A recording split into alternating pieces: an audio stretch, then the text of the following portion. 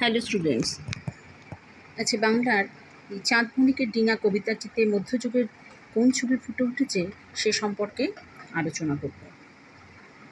তো মধ্যযুগের বিখ্যাত কাব্য হল মনসামঙ্গল। সেই কাব্যে চাঁদ সদাগরের 14 ডিঙা মধুকর বাণিজ্য তরীর কথা আমরা পাই। সেই বাণিজ্য তরী নিয়ে চাঁদ সদাগর বাণিজ্য করতে গেছেন। তাই বণিক সমাজের অধিপতি চাঁদের ডিঙা হওয়ার কারণে এককালে ডিঙাটির খুব গর্ব ছিল। বর্তমানে চাঁদ নেই, আর কবি কল্পনায় ডিঙাটি জলের গভীরে ডুবে আছে। সে নিজে তার দুঃখের কাহিনী ব্যক্ত করেছে। অব্যবহার্য অবস্থায় পড়ে থাকে। সে আজ উঠতে এবং ভাসতে ভালোবাসে, কিন্তু সেটা সে ভুলে গেছে।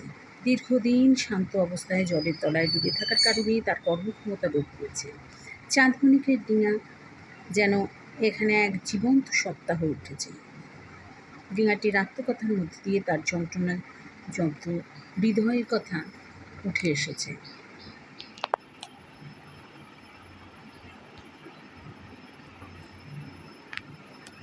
এইভাবেই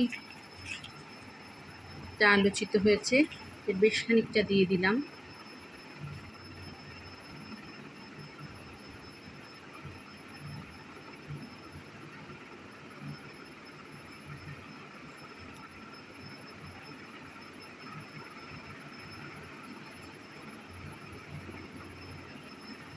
পরপর লাইন ধরে তোমরা একটু পড়ে নেবে।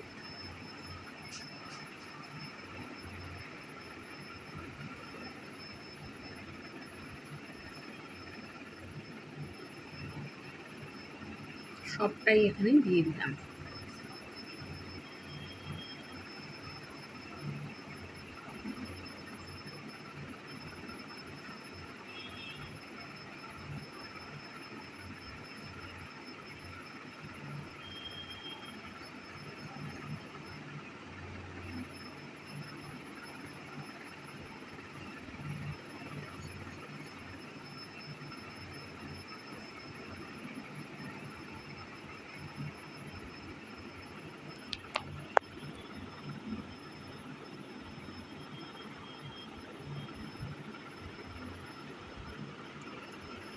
শেষ অংশটি এভাবে পরপর তোমরা দেখে নিয়ে পড়বে।